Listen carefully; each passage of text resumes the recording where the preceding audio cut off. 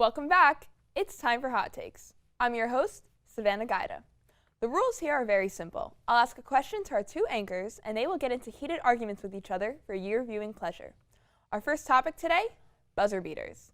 The GW men's basketball team fell to American University 67-65 due to a buzzer beater by American. The GW women's basketball team, on the other hand, was triumphant over the University of Memphis 64-63, also credited to a buzzer beater by GW. How do we feel about buzzer beaters given these conflicting circumstances?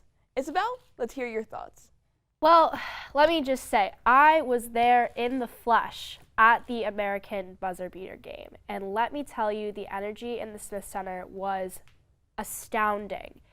And even that energy couldn't get the team to score the last 2 points that we needed to go into halftime, or to go into overtime. And so I know, Parker, you're going to disagree with me when I say this, but I still think there's hope.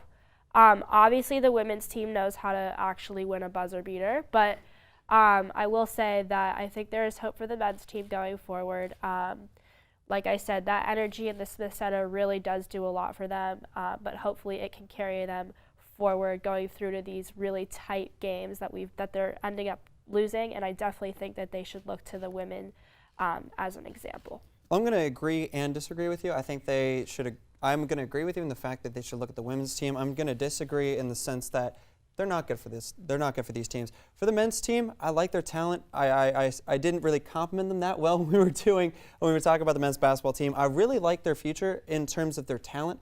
It's just utilization of key players, but going forward, I mean, we've seen it time and time again. It has been the culture with this team, and it needs to be disrupted in some way, shape, and form, and it has to be with these new players. And so I think it's a bad thing, especially for this men's team. And I think, again, it's a tale of two different stories here, right? So if you're looking at the men's team, it's what they've been used to. For this women's team, I think it's slightly different. And I think I actually might agree with you in that circumstance, in the sense of you feel the energy in the Smith Center, and I think they are able to execute on those, right? Especially in close games, I think they can pull through and pull away, especially when they're at home. And again, especially with this depth, I think you have a lot of players that can come through in the clutch. Look at Zambrata and her ability, one, only to play with Louisville and to get them to their standing point in the Final Four.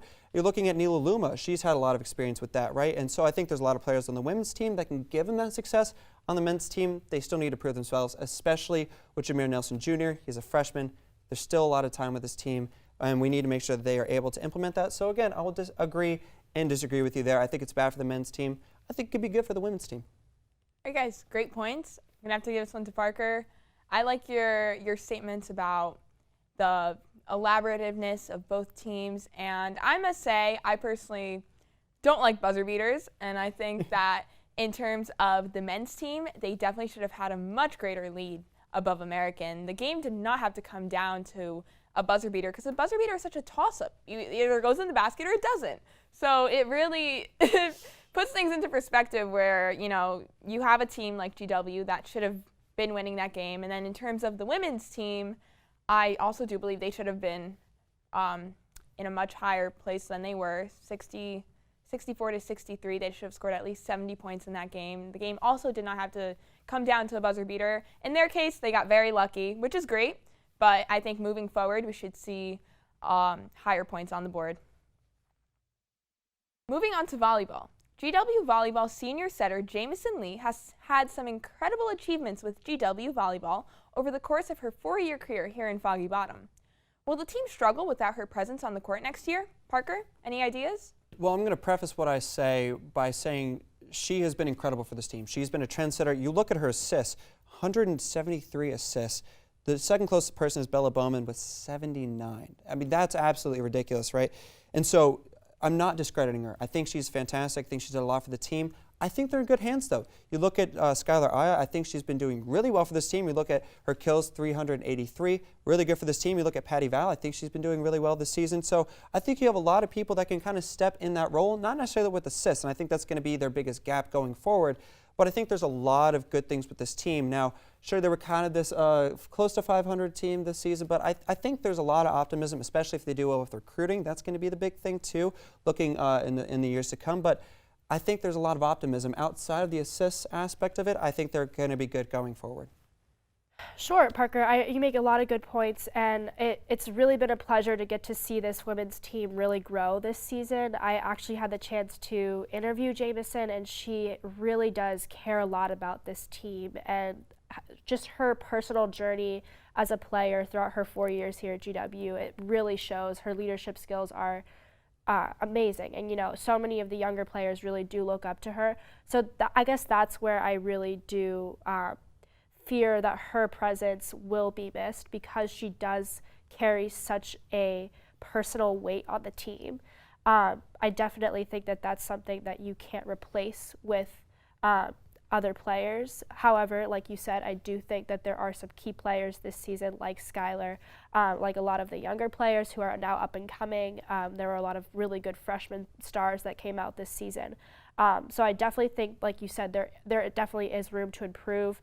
But Jamison's presence will definitely be missed next season, and how they're going to improve upon that, I'm not exactly sure. Given how unpredictable this season was, I'm not entirely sure that losing a key player like Jamison is what they need going into next season. All right, we're going to give this one to our volleyball expert, Isabel. I think that in terms of stats, obviously Jamison Lee brought a lot to the table, and she carried this team, especially in assists. However, they are in good hands because they do have a lot of talent, a lot of up-and-coming talent. They just recently signed 3 new players that will be joining the team next season. So the team is in good hands, and I also do believe that Jamison did bring good energy to the table, so we will be missing that, but the team does have a lot of cohesion among each other, so they will do great regardless. Tensions might rise during today's final hot take. In true Thanksgiving spirit, Isabel, Parker, what is the best Thanksgiving dish?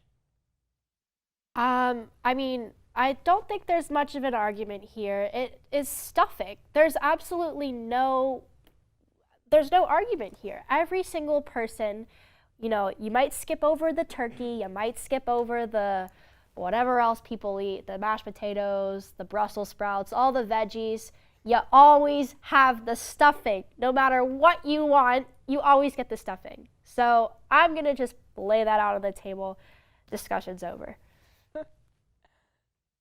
Isabel, there's so much wrong to your argument. 1, stuffing's disgusting. I want to put that out there. No one eats the stuffing. Number 2, mashed potatoes are great, all right? Bad rap against mashed potatoes. Mashed potatoes are great. Here's why I'm going to lose this argument, and I'm going to lose both of you. Green bean casserole is actually the best thing that you can have in Thanksgiving. Hear me out. You have some onions on top. You get some fried onions on top. You get the green beans in there. You get the canned green beans because that's the best one. Put a little bit of French or mushroom soup in there, kind of flavor it up. But stuffing's disgusting. I want to reiterate that point. Mashed potatoes are always a great second option, but I know I'm going to lose it. I know there's no hope for me now, but I'm going to say green bean casserole is the best. Parker, let me ask you, was it worth it?